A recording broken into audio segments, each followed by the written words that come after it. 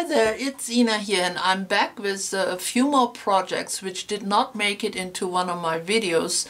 The reason is that they weren't made here at home, but either at a friend's house or at a studio, but I thought you may still like to take a look. The first thing I would like to show you is this coffee mug. I went together with some of my crafty friends to a local pottery, and there you can pick any of their ready-made forms. They have cups and plates and bowls and you name it.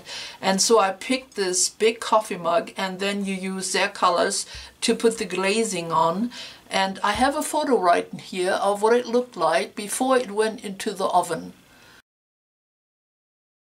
Now, as you could see, the colors are a bit dull when they first go on, so it's a little hard to see what it's going to look like. But I really like the outcome. I love the brightness of it. There's a pretty turquoise in the middle. I added my name right there. Oops, I hope you can see it. It has a little bit of glitter on the very bottom. There are a couple of dots over here, and then just some very simplified peacock feathers, a couple of them. And then on the outside, I did a bit of a marbling effect with green and yellow. Now, I was a little under time pressure that particular day, so I had to go for a simple design. But it was a lot of fun, and I surely want to do it again. So here's my pretty coffee mug, nice and big. So next, I created a little assemblage frame here. I used an actual canvas and just used the inside. I attached the hook right in the beginning. It's just a piece of rope which I pulled through a hole, and it's embedded right here under all the bits and pieces, so it's very strong. Now, I made this for a local art class. I was going to, as they wanted to see how I put my pieces together and how colors work on black gesso. So it was a bit of a demonstration piece. So I kept it fairly simple. It does have crackle paste all on the edges here, and on the inside I opted for lighter pieces because this is only a canvas. So there's a lot of buttons and plastic coins and rings and toys and everything around. There are some beads in here too. I also used a little texture paste, and then of course I covered it in black gesso, used my colors on it like you have seen me many times before. And then at the very end I added some of my ultra metallic silver right over here, just make it look like it flows right through the center here. And that's it. So there's that little piece. And let's see what next. So for the next thing, I think I'm gonna have to zoom out a little bit. Oops, other direction. There we go. So this was made at Pam's house. We all got together to make something with fabric. Some did journal pages or journal covers, and I opted to make this pillowcase. Actually, when I started, I wasn't sure what I was going to do. I had a big piece of fabric and then all these bits and pieces and lots of lace, so I glued it on there. So this is all glued, this is not sewn.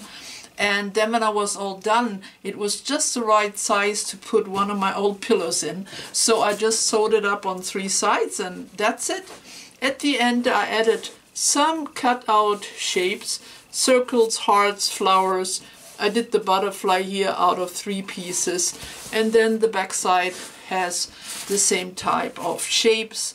But it was a lot of fun to put this together, all the different colors and all the different bits and pieces of lace. And it was a fun way to use up a lot of my little stash. And is this very soft and comfortable? No, because it's glued. I think it's more of a decoration piece for my art room here, but it was really a fun project. So here is my pillow.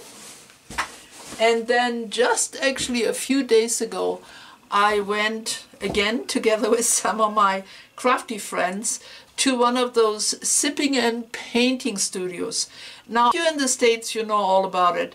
if you live abroad or in other countries, I don't know if you have these studios in your country. Basically, you sign up and you come in when they paint a picture you might enjoy painting. They have a group. We were like 20 people. There is an instructor. You get all the materials, and they have a bar. That's where the sipping and painting comes in. So everybody has a glass of wine or two, and it's usually a very fun and lively affair, and yeah, it was very enjoyable. Now, the original painting they did was done on a bigger canvas, but right from the start I opted for a smaller one just because I'm running out of wall space.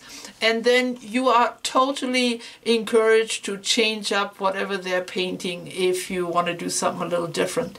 So I followed the instruction for the background, the sky, but then I changed it up. It actually had a normal tree here in the middle, just one big one. But I opted for some fir trees. We have a lot of fir trees here in Colorado, and I really like them. But I did want to add something else, like something more colorful. So I decided to do this big moon. And that was a lot of fun. I enjoyed painting it, and I think it gives a nice focal point and a little more interest. It has a little bit of sparkle on it too, yay, here and there. And that's it. It's not a masterpiece, but it was a lot of fun, and it will go up here on my wall. All right, I think that's it.